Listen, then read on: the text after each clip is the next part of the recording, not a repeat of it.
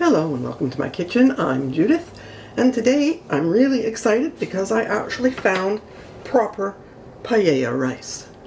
So I'm going to make paella. So I have some chicken, prawns, mussels, nice Spanish chorizo, and of course the necessary saffron. And we're going to get started. There are going to be other ingredients in it. There are some vegetables to go in, like butter beans and green beans and possibly some broccolini. I saw it at the store and it looked so good I had to buy it. So let me get started with shelling the prawns, cleaning up the mussels, and then we will start cooking. You may have noticed I am using a non-stick pan.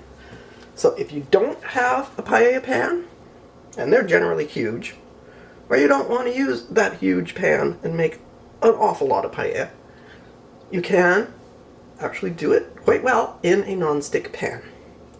So let's get the pan heated up and I will prove it to you. Once your pan is hot, not terribly hot, you're going to add your olive oil. You want a good olive oil. And I already did this step, but I'm just adding a little more. And then you want to put a sprinkle of salt in with the chicken and the oil. Not too much, just a little teeny sprinkle. Now we need to brown our chicken. I have a mixture of drumsticks and wingettes.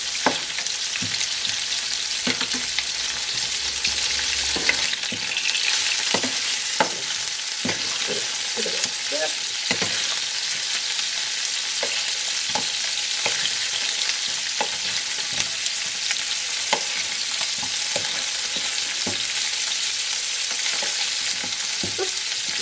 Chicken over and not out of the pan. Browning.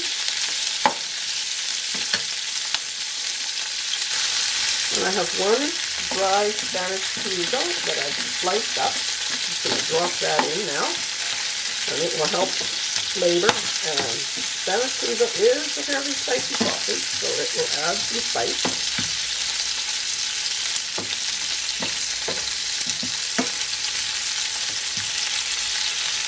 All the oils that will fry out of it will add a lot of flavor. And once your chicken is beautifully brown, push it aside. Put all those lovely chicken bits and chorizo aside. And then we're going to put in our green beans and broccolini. Give that a second to cook.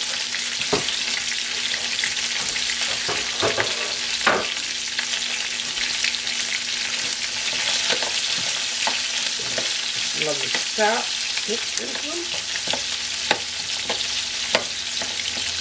If you have raw broad beans or butter beans, lima beans, you could add those in now too. Mine were canned, so I'm going to leave those for later.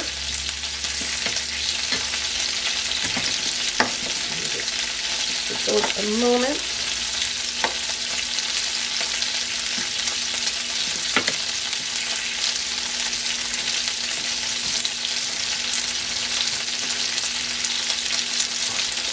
And then we're going to add water.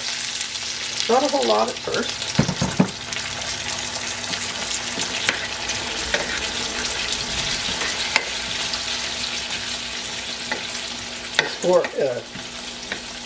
For an authentic paella, you do not use chicken stock. The only chicken stock you're going to get is from whatever you make in the pan now. Then we're going to add some strained tomatoes. Not a whole lot. That's probably half a cup. Get everything mixed in.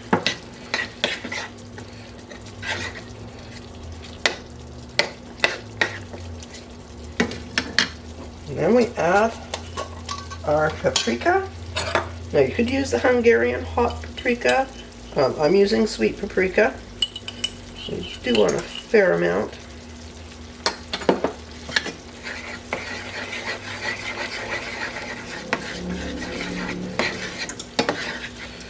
Look at that color, that's beautiful.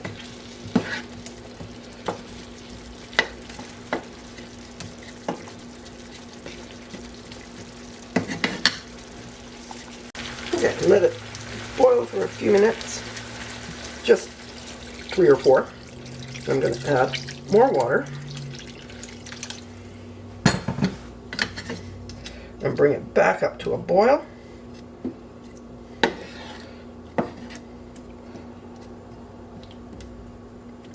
Actually, what I am going to do is give it a taste.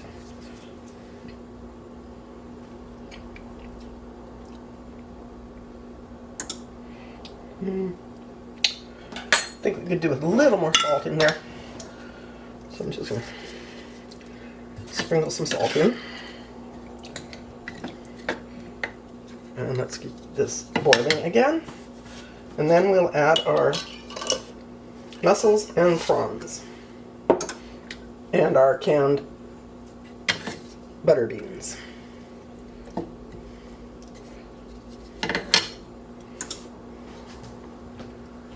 Okay, now we can start adding vegetables.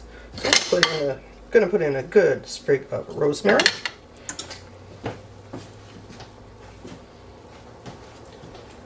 Sorry, not the vegetables, the seafood. Well, the other vegetable is the butter beans. So now I have some mussels that have been debearded and the shells cleaned. I want a good scrub. Actually scrape most with a knife to get the extra free bits off them. Goes in there. Then our prawns go in.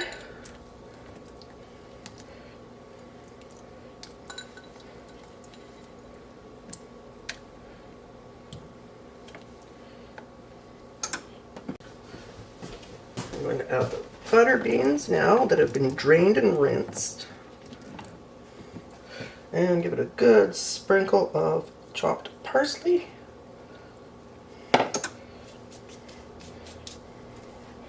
And just to top it up, I'm going to add some more water. There we go. Get everything nestled down in there.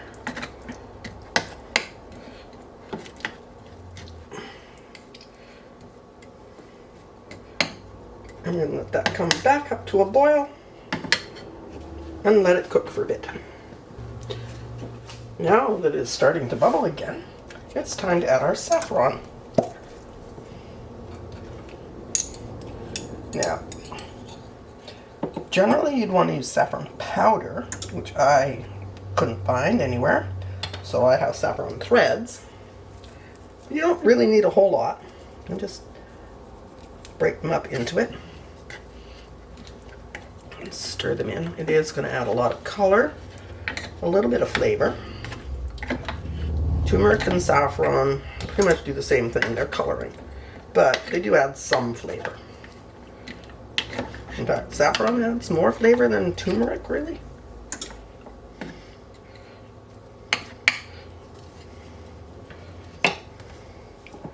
Okay, now we're going to let that cook. Bean got away.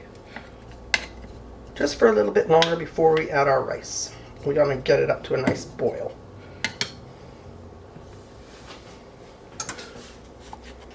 And do watch your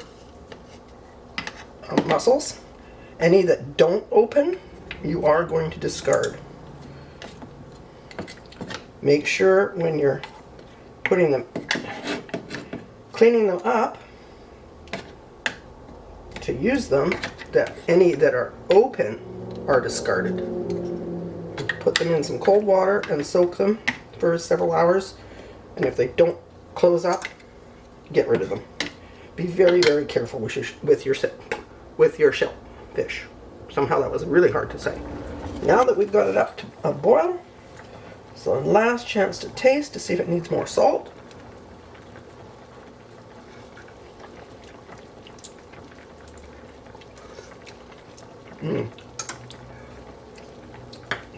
I'm thinking that tastes bloody tastes fantastic. And I got one mussel there I'm kind of worried about. That one's fine. Let's see. Yeah, I think we're going to dispose of this one. It is partially open, but not as far as I would like, so it's going bye-bye. Everybody else is happy. Okay, once we add the rice in, we don't really want to disturb this again for a while. So,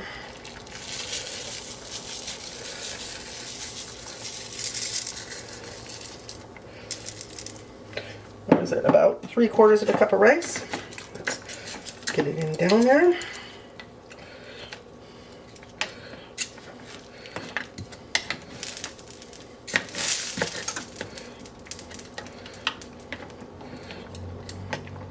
Make sure all the rice is in the water.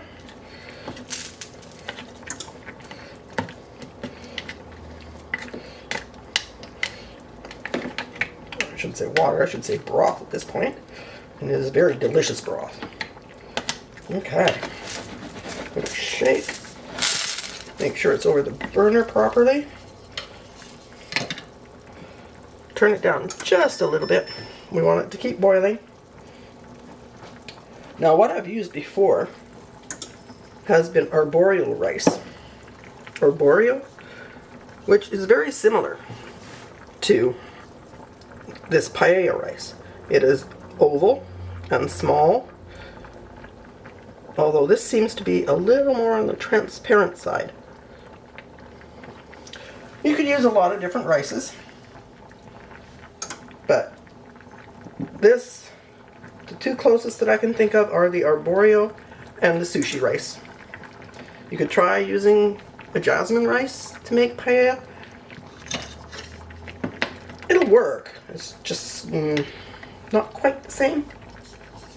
Okay, so we got to stop disturbing it. I have to curb my tendencies to stir. This has been half an hour, and as you can see, things have dried up drastically. So let's check our rice. Yes, nice, soft.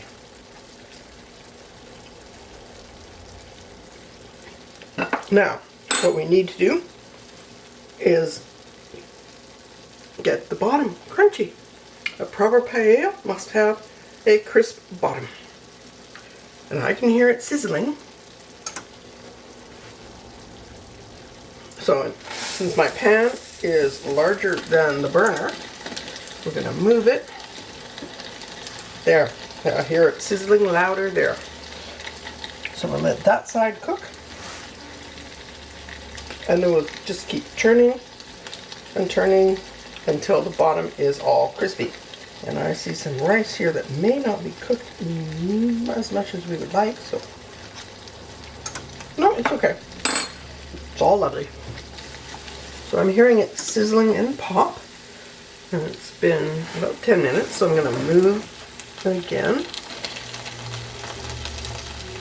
There we go. There's more sizzling going on there. So what we're trying to do is create the crust on the bottom.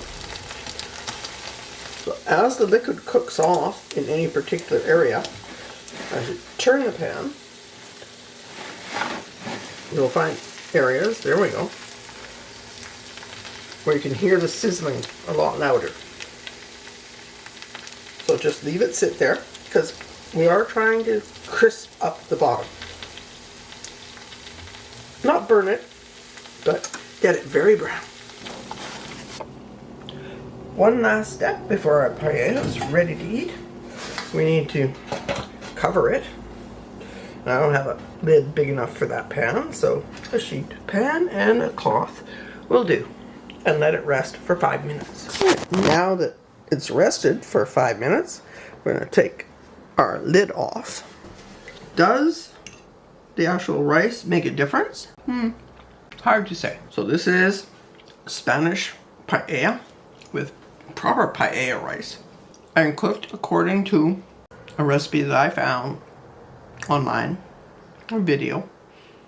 It wasn't a recipe, it was just a video of somebody visiting Spain and enjoying paella. So this is the closest I could get to authentic paella. And I want crispy bits. So hard to stop eating. Thank you so much for watching. Please give it a like if you enjoyed the video. If you have any chance to get actual paella rice, buy it if that's something you want to do. But this is so good. I did not add a lot of spice, but it is spicy. I mean, the Spanish Chorizo has spice in it. Hit the thumbs up button. Subscribe if you haven't already. And I'll see you again soon with another video. Thank you so much for watching.